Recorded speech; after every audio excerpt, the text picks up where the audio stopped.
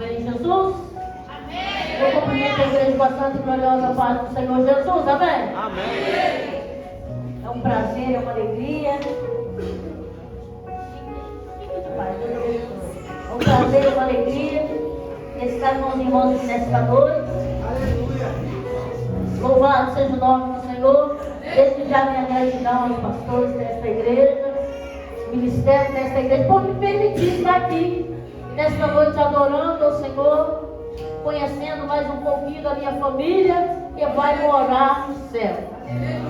Nós sabemos que cada culto é único, cada oportunidade que nós temos de estar na presença do Senhor é única e nós temos que aproveitar todas elas.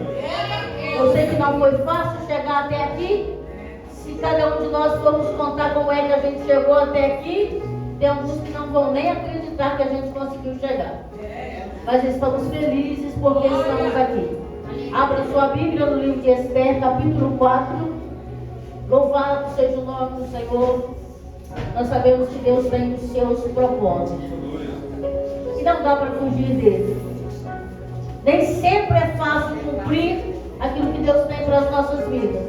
Mas quando a gente entende e obedece, somos mais do que vencedores. Todo mundo encontrou o endereço? Estiver precisando de socorro, pede socorro aí, que a gente socorre você.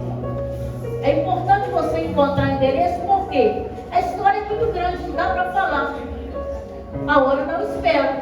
Mas se você encontra o endereço, na sua casa você lê de novo. E todas as vezes que você lê outra vez, Deus fala outra vez com você.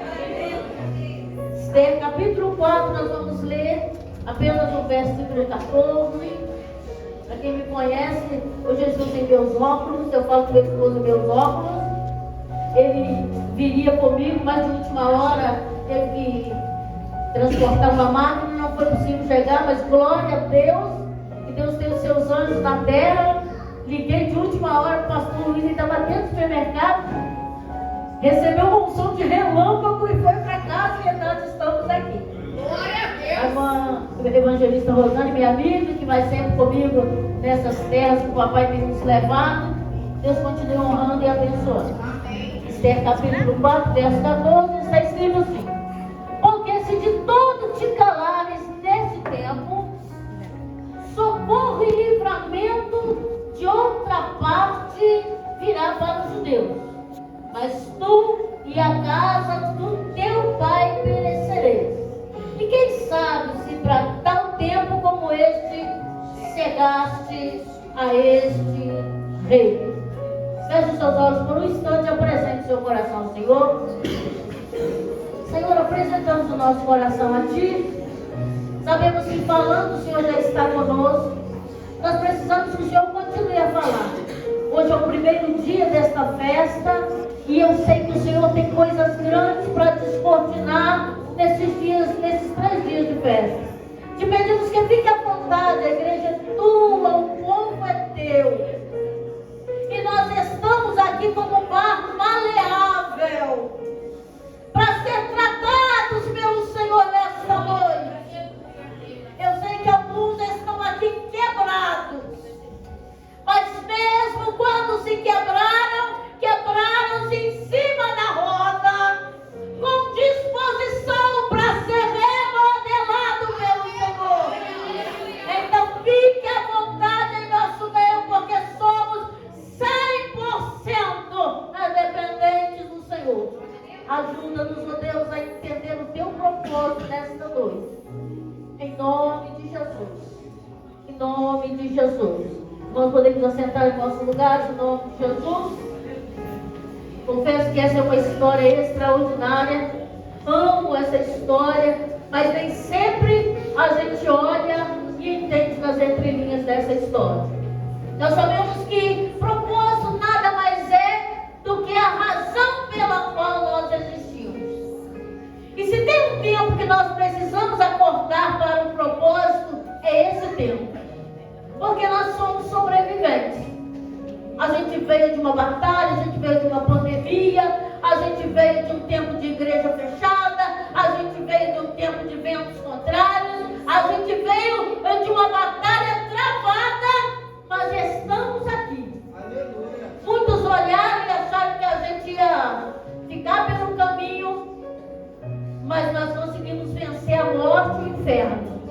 E estamos aqui para adorar ao Senhor.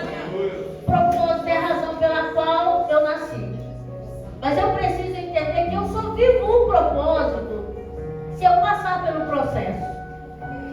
E o processo nem sempre é bom. O processo nem sempre é fácil. O processo muitas vezes é dolorido. Às vezes nós sonhamos com tantas cadeiras. Nós lutamos por cadeiras.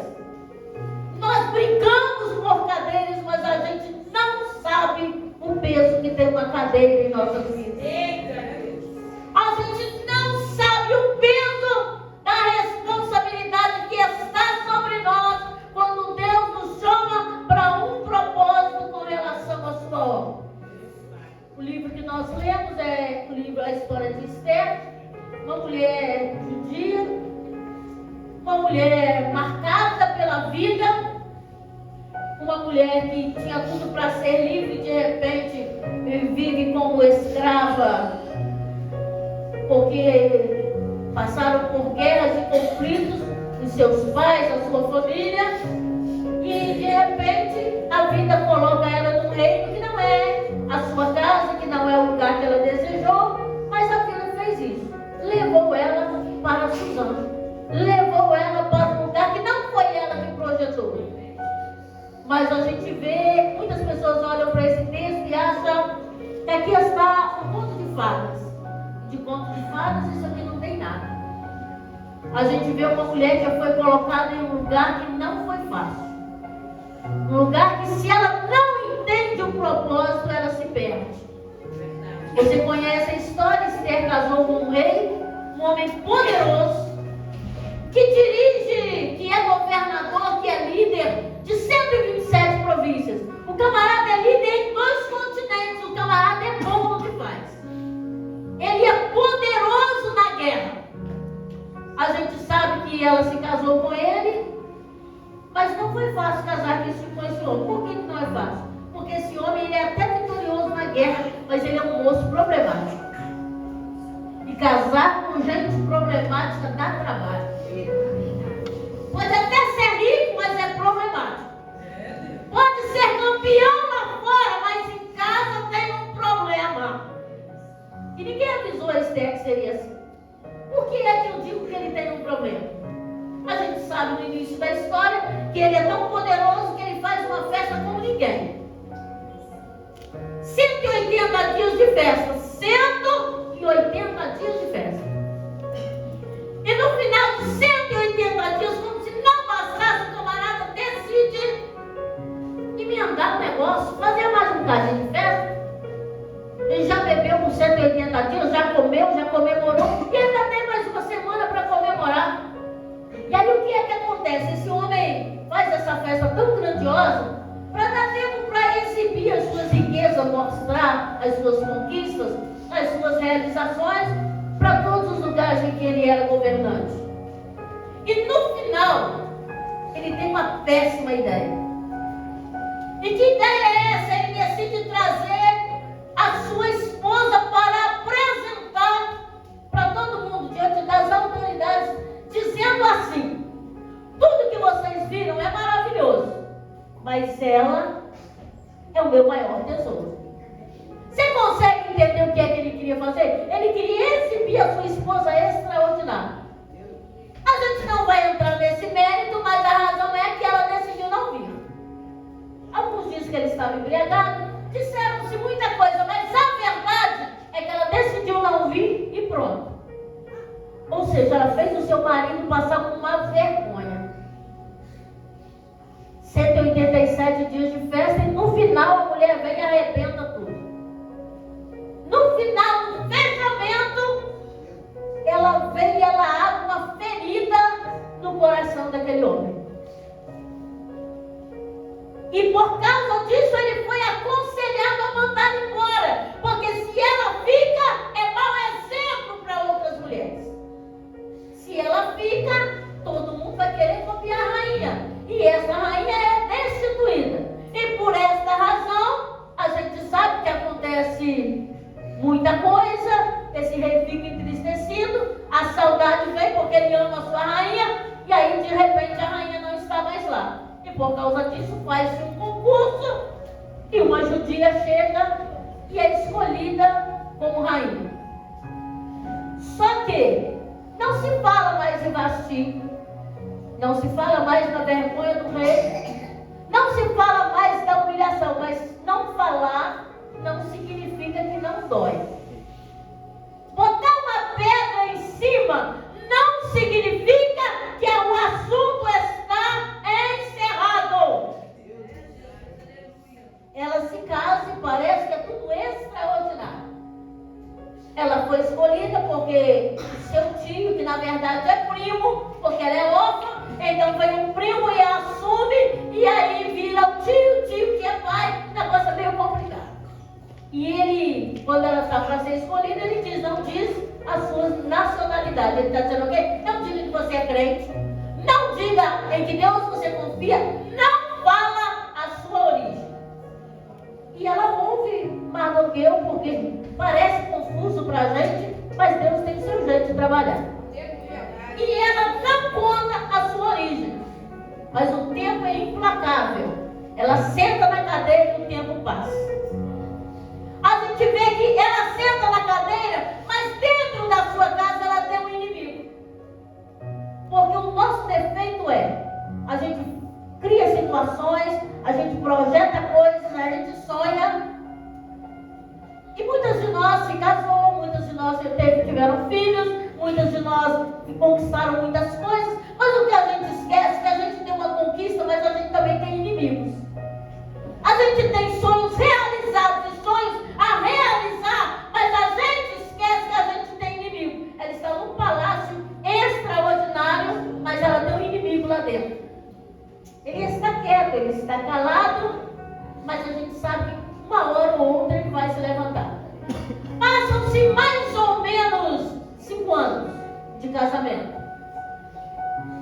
O deslumbramento passou.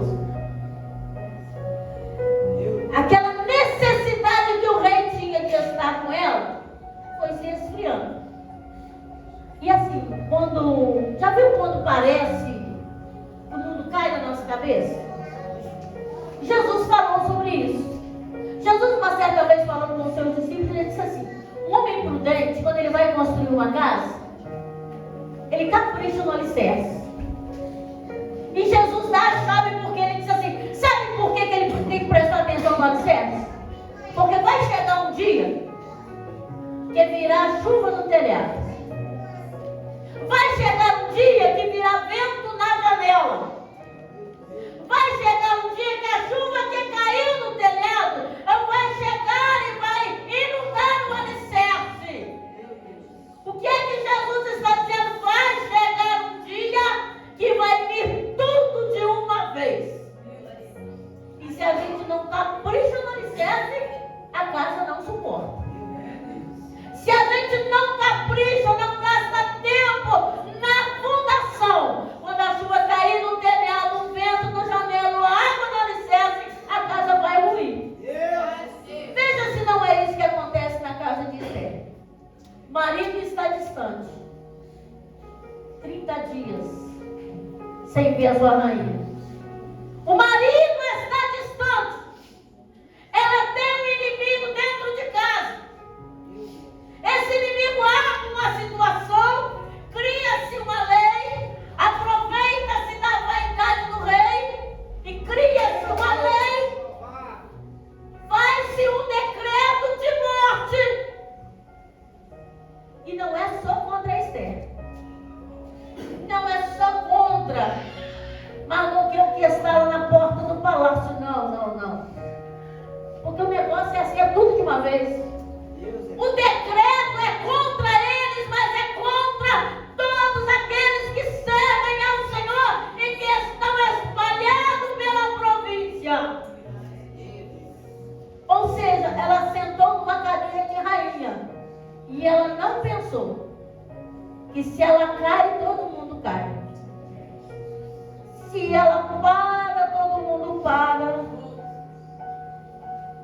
Se ela não age, não vai haver livramento.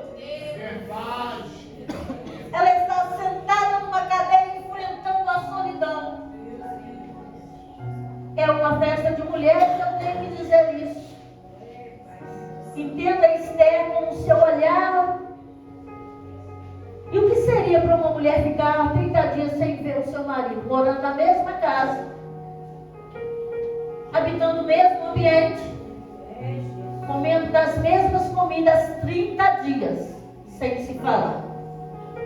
A gente não dá conta nem de meia hora. A gente não dá conta nem de meia hora. A gente até fica com raiva. 5 minutos depois a gente está puxando conversa. É ou não é? 30 dias, irmão. 30 dias. Você pode imaginar a solidão dessa mulher? 30 dias sem ver seu marido. A coisa está complicada lá fora. Ela não sabe o que está acontecendo lá fora. Por que é que ela não sabe? Ela é a rainha. O rei vai proteger ela de tudo. Ele que é o guerreiro. É ele que é o homem que vai na frente das guerras. Ele não vai trazer nenhum problema para ela. Até porque ele não sabe a origem dela. O que ele queria para ela está acontecendo. O decreto foi selado, foi assinado. E a ordem é: o povo de Deus, os judeus, tem dia e hora para encerrar a carreira. Tem dia e hora para acontecer uma grande chacina. Tem dia e hora para parar o povo que é amado por Deus. E a Bíblia diz que quando Mardoqueu fica sabendo disso, ele fica agoniado, ele se desespera, e ele troca as suas vestes, ele se veste de saco, ele joga cinza sobre o seu corpo e ele vai pela cidade gritando. Ele vai chorando em desespero. E aí, de repente, ele precisa que a notícia chegue a ela. Há um muro de proteção separando ela dele, não tem como chegar. E ele precisa que ela fique sabendo. E aí, de repente, ela fica sabendo por alguém que Mardoqueu está com um problema lá fora. E quando eles contam o estado em que ele está, ela cresceu com ele. É um amor de filha. E aí ela fica agoniada, ela manda que lhe vistam e lhe tragam na presença dela. Mas ele não quer saber. Ele não quer saber de novas roupas. Ele não quer saber de ir lá conversar. Ele só precisa que ela leia o decreto. Porque assim, quando há uma situação de morte, não dá para perder tempo com conversa. Não dá para perder tempo com explicação. A Bíblia diz que ele pega uma cópia do decreto e manda entregar a ela. E aí quando ela lê, aí ela devolve uma resposta a ele. E qual é a resposta? Eu não posso fazer nada. Existe uma barreira separando ela do rei. Eu não posso fazer nada. Porque tem uma lei. E a lei me impede de chegar até ele. E se eu chegar sem ser chamada, eu corro o risco de morrer. Eu não posso fazer nada. E aí Mardoqueu é usado por Deus para trazer um despertar para o coração da rainha. Porque às vezes as dores fazem com que a gente se perca no nosso chamado. Às vezes quando você chega, você até entende o propósito. Mas você chega tão iludido. Você chega achando que é tudo maravilha. E aí quando a coisa se complica, você vai falar: quer saber esse negócio de ministério? Não. Mexer com as irmãs dá trabalho. Liderar o círculo de oração dá trabalho. Você até sabia. Mas agora que complicou, você olha e fala: não dá para mim. Eu não posso fazer isso. Aí Deus levanta os Mardoqueus para dizer assim: olha, entenda uma coisa. Se você não fizer nada, livramento de outra parte virá. Mas tem um negócio. Você e a casa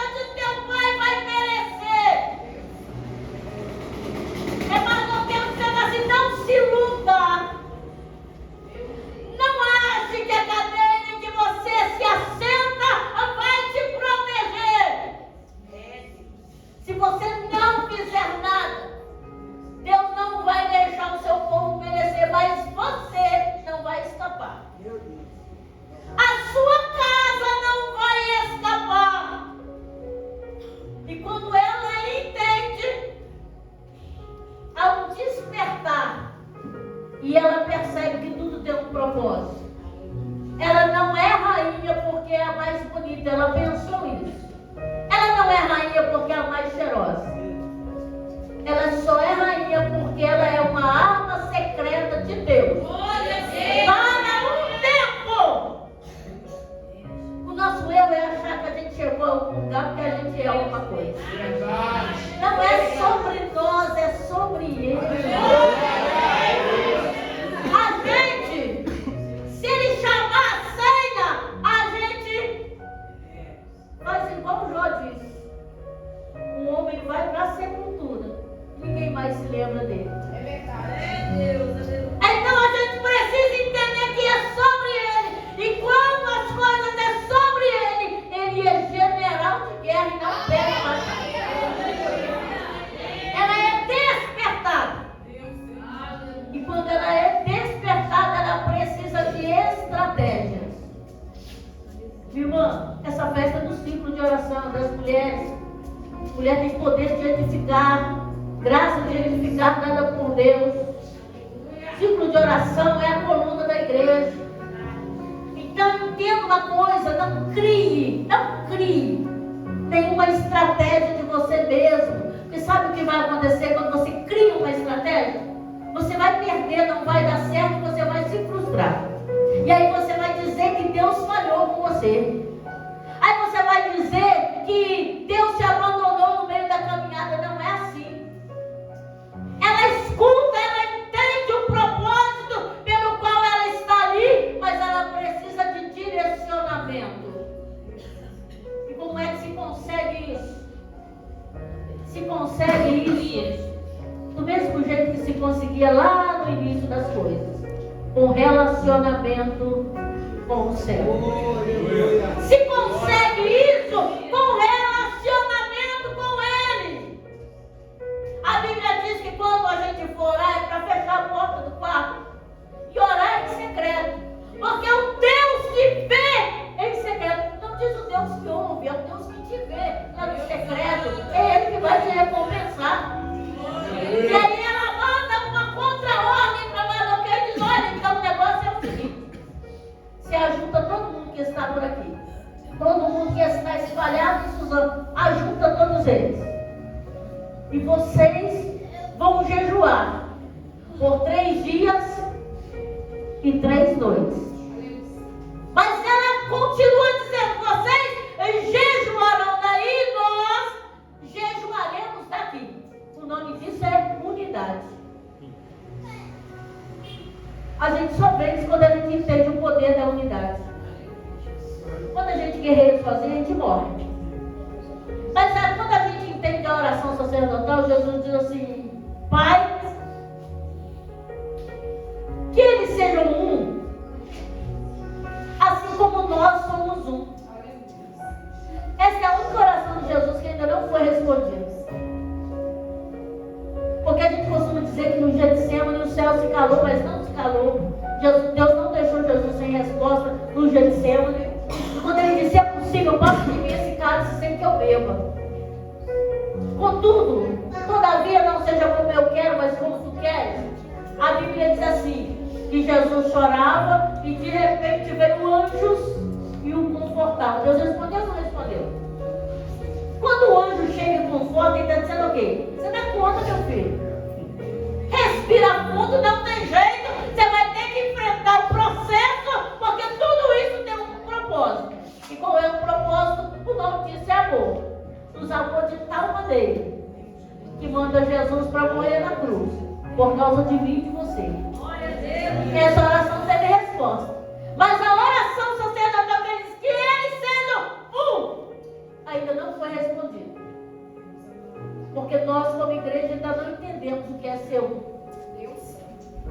Quando nós entendemos o que é ser um, quando você vencer, eu vou comemorar. Quando eu chorar, você vai chorar comigo. Quando eu tropeçar, você não vai apontar o dedo, você vai estender a mão. Nós, como igreja, estamos errando nisso. Nós estamos perdendo batalha porque a gente não quer guerrear lá fora, a gente quer guerrear aqui dentro. Isso aqui é só um acampamento, irmão. Isso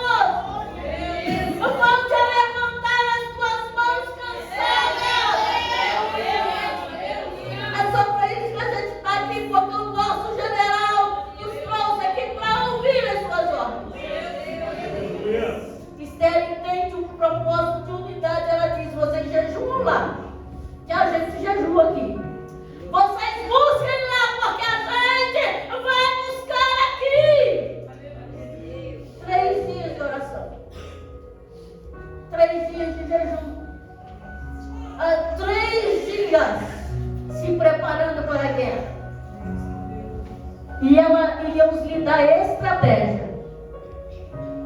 Porque a batalha vai ser travada lá fora. Mas antes dela batalhar lá fora, ela tem uma guerra a vencer dentro de casa. E qual é a guerra que ela tem dentro de casa? Qual é a chave que ela precisa? Qual mão que ela precisa que se mova para que haja libertação? A mão do seu marido. Mas como é que a mão dele vai se mover se ele é um cara deprimido? Se ele é um camarada angustiado? Se ele tem os seus sentimentos travados? Se ela vai falar com ele, ela vai dizer a sua origem, não precisava nem de a mão. Talvez o rei mesmo a poria para fora. E quando ela busca a estratégia em Deus, depois de 3 dias de oração, a ordem dela é jejum, porque depois desses 3 dias eu vou lá. E se eu tiver que morrer, eu morro. Se eu tiver que perecer, ela está dizendo o quê? A partir de agora, não, o que conta não é a minha vida, o que conta agora é o propósito. O que conta agora não é se eu vou vencer ou perder. O que conta agora é que eu preciso de libertação para uma nação. Mas antes de libertar a nação, ela precisa libertar o seu marido. Tem mulheres que estão aqui nesta noite. E aqui você está abençoado, mas você não tem vontade de voltar para casa. Estamos vencendo guerra do lado de fora, mas estamos vivendo inferno dentro de casa.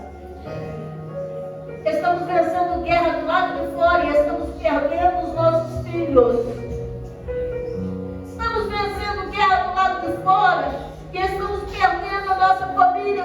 Nossa família virou objeto descartável. Dá problema, a gente deixa pelo caminho.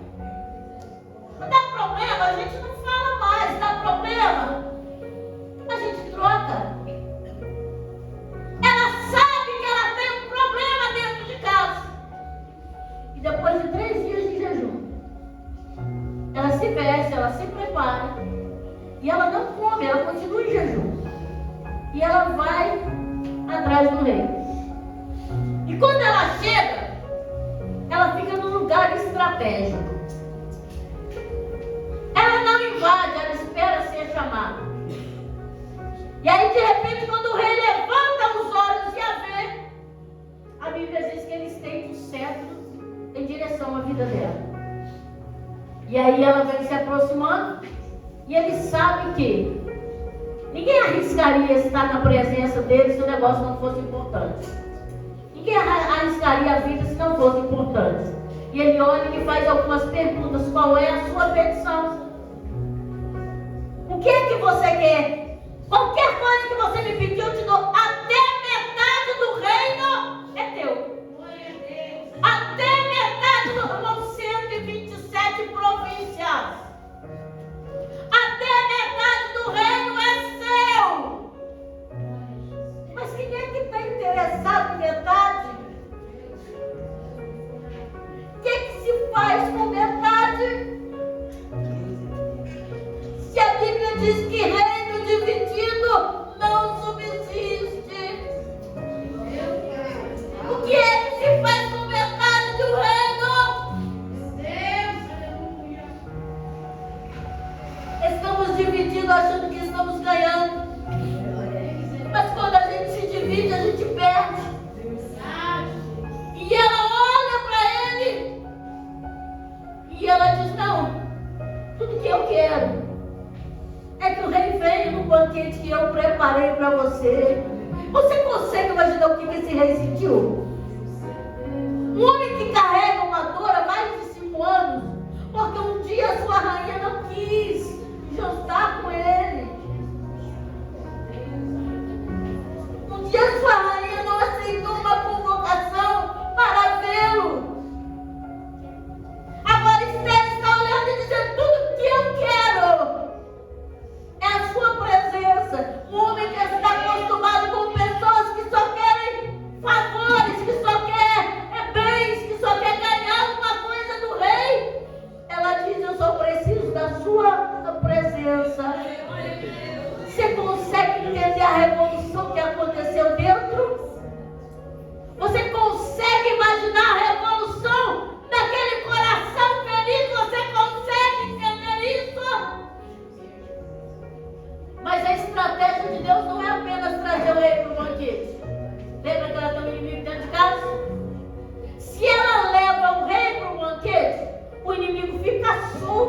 as situações. Ela convida o rei e ela convida também o seu inimigo. É aquela situação assim que a gente guerreia, mas guerreia de olho no inimigo. Que a gente vai criar uma situação, mas você não perde seu inimigo de vista. É a história de Israel quando colocou o inimigo para dentro de casa, que ele estava fugindo dos campos, fugindo de uma guerra, e ele veio e disse para ela: se alguém perguntar, não diga que eu estou aqui. Ela vai lá, dá leitinho para ele, cobre ele, mas ela está de olho nele. E assim que ele dorme, ela só tem uma chance. E ela entende o propósito. E com uma martelada, nada de drama, nada de desespero, ela vai lá e com uma marretada ela derrota o inimigo do povo de Deus. Esther leva o rei para o banquete, mas leva a mão porque ela não pode perder de vista. E quando chega lá, o rei está impressionado com tudo que ela preparou. Porque olha só, há um decreto que se ela chega, ela vai morrer. Ela está em jejum há 3 dias, experimenta fazer 3 dias de jejum, você vai desespero. Segundo dia ninguém vai morrer. A mulher 3 dias de jejum, vem, busca o rei, ela vem correndo o risco de morrer, mas ela deixa um banquete preparado. É aquela coisa assim, eu vou ali ver, e daqui a pouco eu volto. Isso é certeza de vitória. Isso é certeza de que ela não morreria. Ela foi, sabia que ia voltar. O rei vem com ela, o inimigo vem, se assenta na mesa, o rei está preocupado e diz: qual é a tua petição? Qual é o desejo do seu coração? Até metade do reino eu te dou. Mas ela sabe o que significa para aquele rei um reino dividido. Ele teve uma esposa que fez um banquete na mesma hora em que ele fazia um banquete. Tinha uma casa dividida. E ela olha para ele e ela não faz a sua petição. Ela tem uma petição? Tem. Ela tem uma urgência? Tem. Mas é uma mulher que sabe a hora certa. Ela fica esperando a hora certa. E ela olha para ele e diz: não. Tudo que eu quero é que o rei volte amanhã. Você consegue ver dentro do texto o que acontece no coração do rei. Eu não sei se eu não sou normal. Eu vejo uns negócios que de repente você não viu. O rei fica tão feliz com aquela situação, quando ela diz: eu quero que o senhor volte amanhã. Olha lá o que ficou no seu coração do rei. O rei volta para casa e o rei perde o sono. Você acha que ele perdeu o sono por quê, irmão? Você acha que ele ficou sem dormir por quê? Ele não via a hora daquela noite terminar e ele vê a sua rainha de novo. Irmão, era 30 dias. Era 30 dias que ele não estava nem aí para ela. Agora começou o processo de cura. Ele não está conseguindo esperar uma noite. O homem fica acordado a noite inteira. E enquanto ele está acordado, o inimigo também está. Percebe que o banquete teve efeito diferente em cada coração? O rei está feliz, porque a sua rainha, não que ela quer ver ele uma vez, ela quer ver ele de novo. Ela está dizendo o quê? Eu não quero te ver de vez em quando. Eu quero ter um relacionamento com você. Eu quero estar com você todos os dias. Eu quero me assentar na mesa todos os dias. Eu não estou casada por uma obrigação. Ela entende que ela está casada por um propósito. O rei perde o sono, o inimigo perde o sono. Enquanto o rei perde o sono, Deus faz ele ler o livro das memórias para honrar o moço que está lá na porta do palácio. O inimigo perde o sono tramando uma situação para matar o mesmo moço. É assim, quando a coisa vai se complicar, procure que Deus está pertinho. Quando a crise se complica, não se desespere. É porque Deus está pertinho. Numa parte do palácio, entre as propriedades do rei, tem um inimigo fazendo uma forca de mais ou menos 23 metros. Por que ele precisa de uma forca tão grande? Se mandou que eu nem era tão grande assim. Porque quando o inimigo quer fazer, ele quer plateia. Então a intenção do inimigo é que enforcasse o homem num lugar bem alto, para que um cara que se declarou inimigo do povo de Deus, saísse vitorioso. Porque esse inimigo aqui, irmão, não é inimigo novo, é inimigo antigo. A gente precisa entender quem é Amã. Amã não odeia Mardoqueu por acaso. Na verdade, ele odeia o povo de Deus, porque ele faz parte dos amalequitas. Um dos primeiros povos que resistiu quando Deus tirou o povo de Israel do Egito.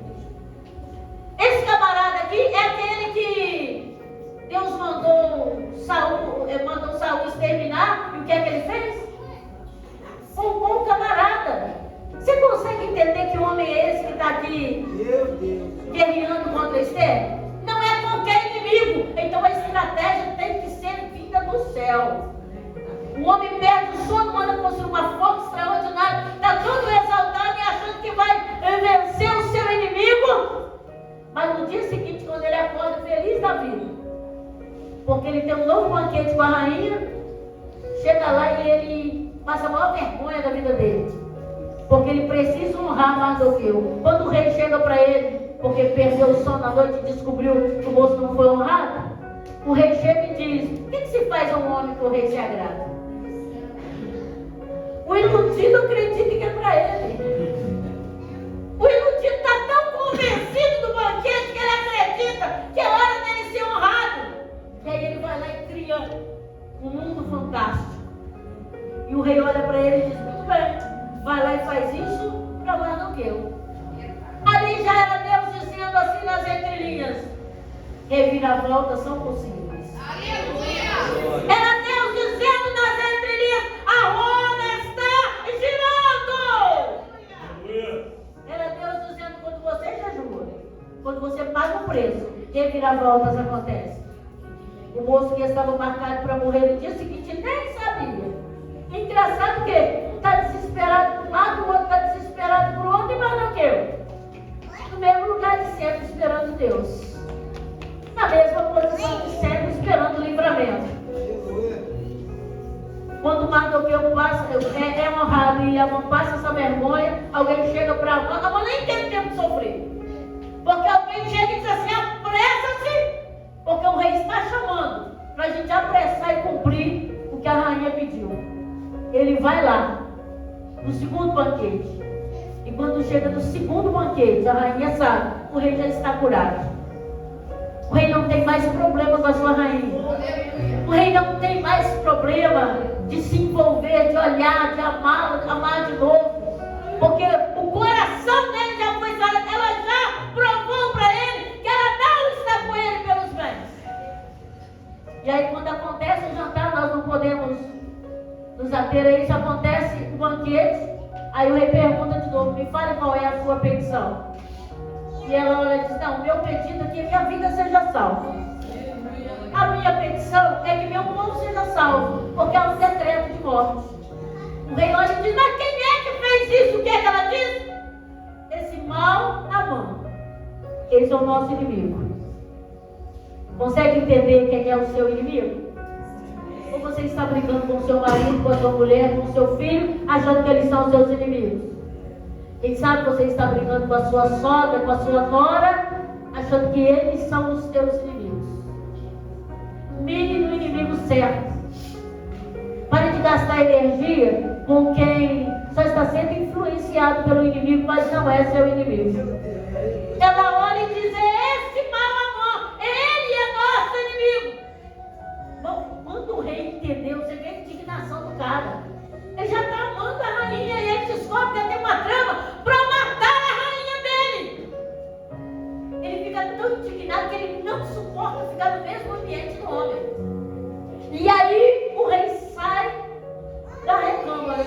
Mas presta atenção numa coisa: o rei sai da recâmara, mas não sai do palácio. Quando a gente não sente ou parece que o céu está de chumbo, não é que Deus saiu da sua vida, ele só foi ali. Ele só foi ali e vai voltar. O rei vai, quando ele volta, quem é que está aos pés da rainha? Tá bom. A casa caiu para ele. Deu nem tempo de responder. Quando ele vai tentar se explicar, olha a frase do rei: você está tentando forçar a rainha na minha frente.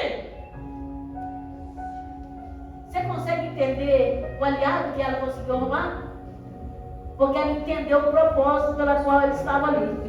Naquele mesmo dia, o seu inimigo foi para a forca de 23 metros que ele mesmo construiu. E o rei veio e se aproxima da rainha. Não dá para fazer do jeito que a rainha quer, mas o rei sabe como fazer. O moço que estava no palácio, que estava no portão, veio para dentro do palácio. O decreto que estava escrito que eles morreriam tal dia, tal hora, o rei diz: eu não posso revogar esse decreto, mas eu posso declarar que eles peguem as armas e lutem. Sabe qual é o nosso problema? A gente deixa tudo para o céu fazer. E o céu está dizendo: pegue as suas armas e lute. Lembra do povo de Canaã? Deus disse: vocês vão para a terra que manda leite e mel. Mas Deus não disse: vocês vão receber tudo de mão beijada. Não, a terra vai ser conquistada. Há um preço a ser pago. O nosso erro é a gente assentar e achar que Deus age. Não, Deus reage. Quem age sou eu. Se eu tomo uma posição e vou em direção a Deus, Deus vai em direção a mim. Esther foi em direção ao rei. O rei veio em direção a ela. Você consegue entender isso? Não dá para dizer: vocês não vão precisar lutar, está cancelado, a guerra está cancelada. Não, não. O negócio é: fale com eles que despertem, que se levantem, que peguem as ferramentas e lutem por sua vida. Então eu tenho uma notícia do céu para você nesta noite. Desperta, se levante, pega as suas ferramentas e defenda a sua vida. Defenda a sua casa. Defenda a sua família. Defenda o seu ministério. Defenda o que Deus colocou na sua mão. Entenda o seu propósito. Viva Ele! Você não é covarde, medroso, então não tenha medo dos processos. Se estiver doendo, vai assim mesmo. Se estiver arrastando, vai assim mesmo. A gente tem o hábito de dizer assim: não, se eu vou orar, quando Deus me curar, melhor. Mas eu estou doente, bota a mão lá e cá. Deus vai lá e aqui. Cura lá e aqui, porque o negócio está feio. Mas a obra não pode parar. Deus, eu estou aqui, mas a minha família está em frangalho. Seja Esther lá. Seja moço na hora certa. Peça estratégias novas, as suas estão velhas. As panelas que tem na sua casa, elas não têm asa, não precisam voar. A vassoura é para varrer o chão, não é para acertar a cabeça de ninguém. A gente perde guerra por nada, irmão. A gente perde guerra porque a gente abre a boca e fala para o pai e diz assim: o céu não escuta. Quem falou? Palavras são sementes e não se perdem. Para de dizer que sua família não está em nada, sua família não presta, que a família do vizinho é melhor que a sua. É a família que Deus te deu. Seja Esther e cai para cima. É noite de nós despertarmos e sermos instrumentos para esse tempo. Já pensou se cada um de nós que está aqui levantar e pegar a ferramenta e se preparar para a guerra? Já imaginou o barulhão que vai fazer? Essa cidade vai ser pequena para nós. Daqui a pouco vai ter gente daqui invadindo a nação. Não para quebrar tudo, não, para quebrar as armadilhas do inferno. Então você consegue entender que de repente quem está brigando muito na sua casa é gente ferida. De repente gente que não está conseguindo conversar com você, que você não está conseguindo olhar nos olhos, é gente machucada. De repente você é que está machucado. Esther tinha 1000 razões para ficar parada. Perdeu os pais, não tem irmãos, não tem sobrinho, só tem um tio.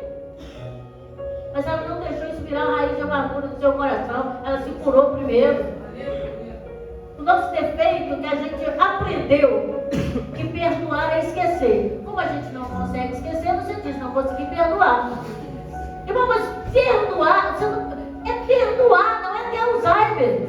É perdoar, não é caducar, não é ter perda de memória, não. Perdoar é você se lembrar e não doer mais. Você se lembra da traição e não dói. Você se lembra do crime e não dói. Você se lembra da violência e não dói. Você se lembra do desprezo e não dói. Você segue em frente.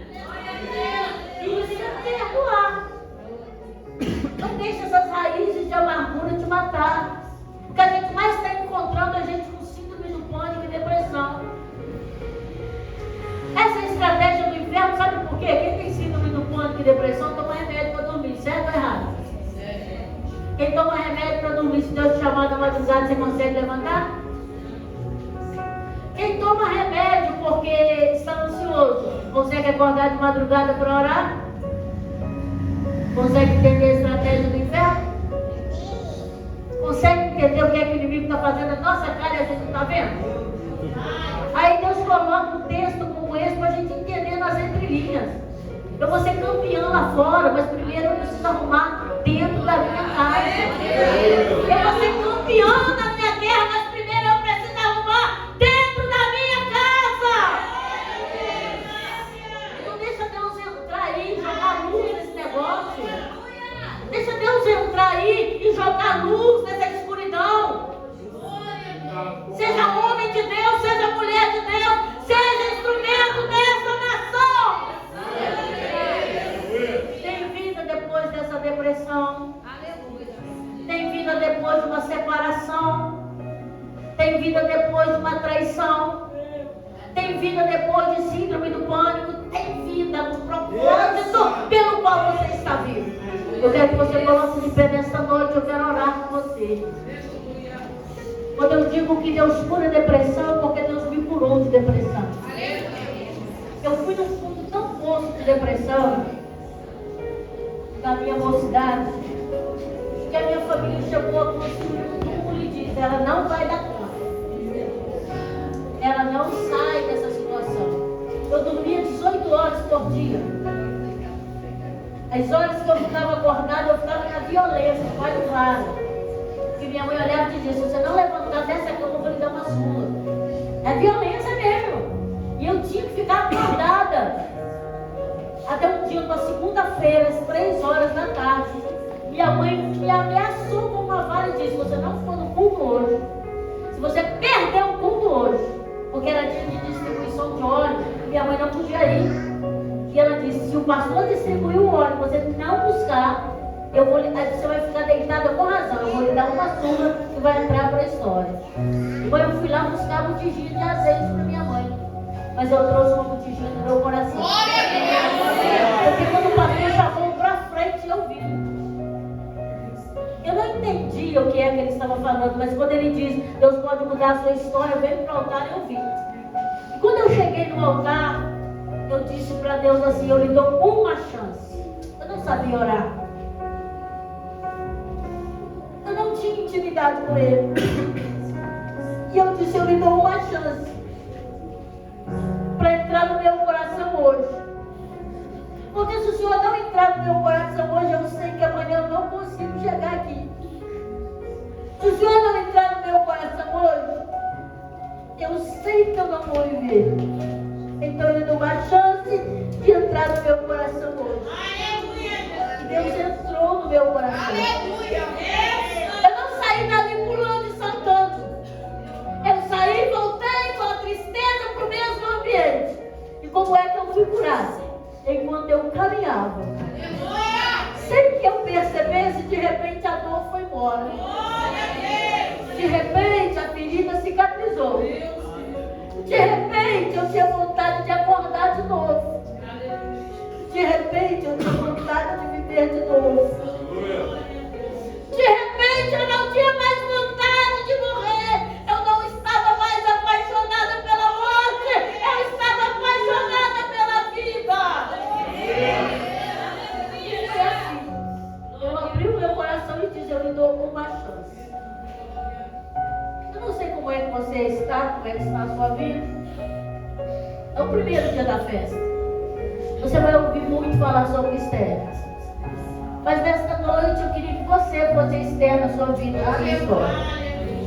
Eu queria que você entendesse que para você cuidar da sua casa, primeiro você precisa cuidar de você. Aleluia! Para você trabalhar nos departamentos que você trabalha, você precisa dar conta da sua casa lá. Ah, vai mudar da noite para o dia? Não, mas Deus vai te dar estratégias. Você vai parar de olhar com ódio, vai olhar com amor. Você vai parar de olhar com desejo de vingança e vai entender que o seu rei, o seu marido, o seu filho, que aquela pessoa que é importante na sua vida, precisa do seu olhar de amor. E quando você menos esperar, você vai perder o desejo de sair de casa. Você vai perder o desejo de desistir. Você vai perder o desejo de fugir. E tem gente que está muito bem. E você vai ser instrumento de Deus para despertar outras pessoas. Você acredita que é isso que eu vou fazer?